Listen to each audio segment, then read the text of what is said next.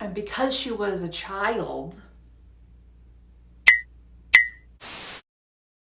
on September 8th, 2025, employees at a tow yard in Los Angeles noticed something seriously wrong with an abandoned Tesla. There was a smell coming from the vehicle. And unfortunately, this wasn't the kind of smell you can blame on someone leaving a questionable burrito in the back seat. Police were called. Investigators searched the Tesla, and inside the front truck, they found human remains, which is horrifying enough on its own. But then investigators figured out who the car belonged to. David Anthony Burke. You might know him better as the musician David. And the person inside the car? A 14-year-old girl named Celeste Hernandez. So suddenly investigators weren't dealing with an abandoned car case anymore. They had two massive questions. What happened to Celeste? And how did a missing 14-year-old end up inside the car belonging to a rising music star? These questions would eventually lead investigators to accuse Burke of murder. Now, before we go any further, I want to make something very clear. David Anthony Burke has pleaded not guilty. As of August 2026, he has been ordered to stand trial, but he has not been convicted of killing Celeste. So throughout this video, I'm going to separate what investigators have established from what prosecutors allege happened, because this case has generated an absolutely insane amount of speculation online. And we really don't need to add another log to the dumpster fire that is the internet. So, who was Celeste Rivas Hernandez? Celeste was a teenager from Lake Elsinore, California. And because she was a child,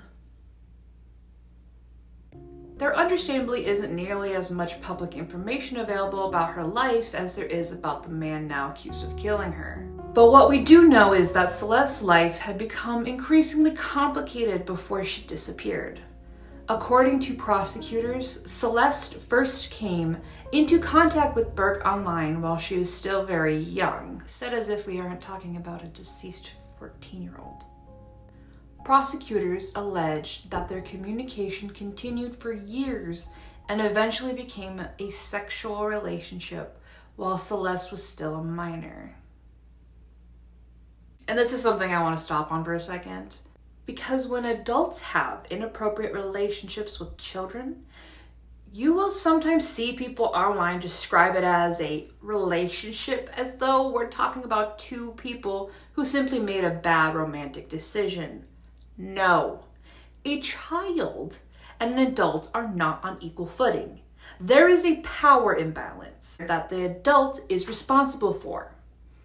And when the adult is accused of deliberately pursuing that relationship, that's not some edgy forbidden romance story. That's an allegation of child sexual abuse. And that's important context for understanding this case. Meanwhile, Burke's music career was taking off. His song Romantic Homicide went viral in 2022, followed by Here With Me, and David's popularity continued to grow. But according to prosecutors, Burke and Celeste continued communicating privately. Celeste was also reported missing on multiple occasions. Authorities have said she had previously ran away from home, and prosecutors alleged that she spent periods of time with Burke. Investigators would later recover electronic communications between the two. And according to evidence presented during the preliminary hearing, prosecutors say those messages demonstrated just how involved the relationship had become. They also allege that Burke knew Celeste's age. That detail matters because the criminal case against him isn't limited to her death. He is also charged with continuous sexual abuse of a child under 14, as he should be. And honestly, the fact that we even have to specify under 14 in a murder case involving a 14-year-old tells you just how ugly the underlying allegations are. But then we get to 2025, and this is where the prosecution's theory becomes much darker. Prosecutors allege that by April 2025, the relationship between Burke and Celeste had become increasingly volatile.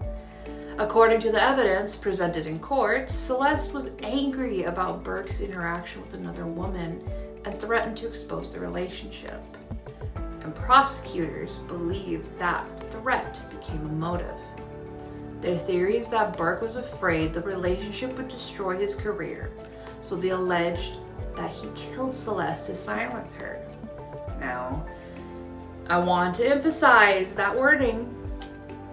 Prosecutors allege. That is their theory of the crime. It is not the same thing as a jury finding that the theory is true. But investigators would eventually uncover evidence they say supports that theory. According to testimony presented during the preliminary hearing, detectives recovered thousands of messages between Burke and Celeste. And some of the messages from the days leading up to Celeste's death were particularly important to prosecutors. They alleged that Celeste threatened to expose Burke and damage his career. And according to prosecutors, that threat came shortly before they believed she was killed. The prosecution's timeline places Celeste's death in April 2025. But here's the horrifying part. Not that it's not all horrifying. Her body wouldn't be discovered for months. And this is where the case gets even more disturbing. Because while Celeste was missing, the Tesla remained connected to Burke.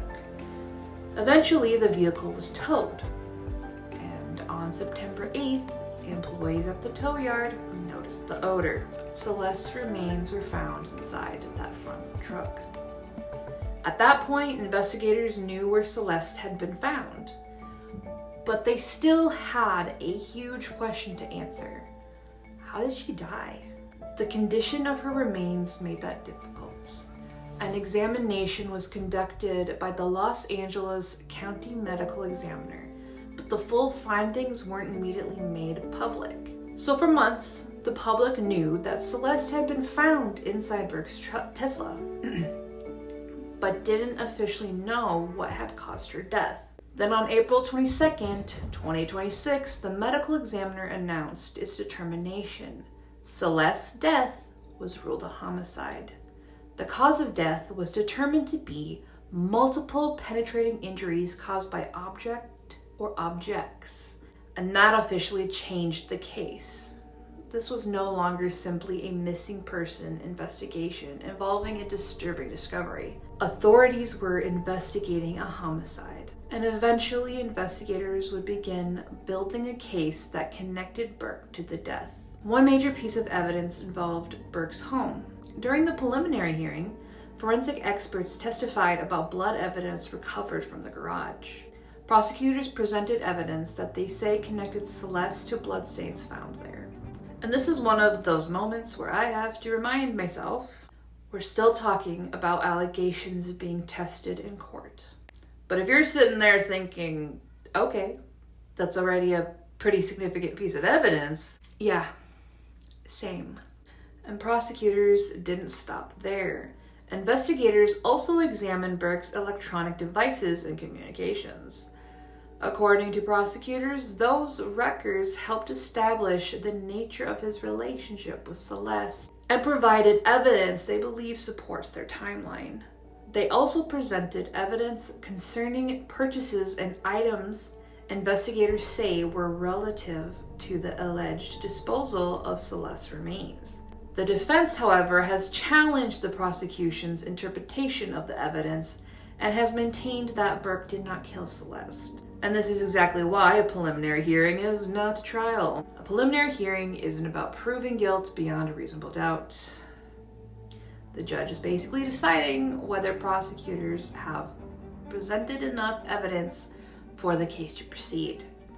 And that hearing finally happened in July 2026. The preliminary hearing lasted 5 days. Prosecutors called multiple witnesses and presented forensic evidence, electronic communications, and photographs and testimony concerning the investigation. Some of the evidence was extremely graphic. The prosecution continued to argue that Burke killed Celeste because he feared their relationship would become public and destroy his career. The defense challenged the evidence and the prosecution's interpretation of what happened. But on July 27th, Judge Charlene Olmedo ruled that prosecutors had presented enough evidence for Burke to stand trial. And that distinction is really important. Burke was not found guilty. The judge did not declare that he murdered Celeste. The ruling simply meant that the prosecutors had met the legal threshold required for the case to proceed. The charges against Burke include first-degree murder, continuous sexual abuse of a child under 14, and mutilation of human remains. He has pleaded not guilty, and he remains in custody without bail. His next arraignment is scheduled for August 31st. A trial date has not yet been formally set. Prosecutors have also indicated that they are considering whether to seek the death penalty. So the case is very far from over. There are still major questions that need to be answered. What exactly happened during Celeste's final hours? What happened between her death and the discovery of her remains? What additional evidence will prosecutors present at trial? And perhaps most importantly, can prosecutors prove beyond a reasonable doubt that David Anthony Burke was responsible for Celeste's murder? We don't know yet. That is what the trial is supposed to determine. And I know that can be frustrating when you're following a case this disturbing, because the internet lives certainty. Someone posts a theory, someone else finds a photograph, someone analyzes a song lyric like they're decoding the Zodiac's personal diary, and suddenly we have a 15-part TikTok series explaining exactly what happened despite the fact that the trial hasn't even happened yet. But that is not how this works. Nay.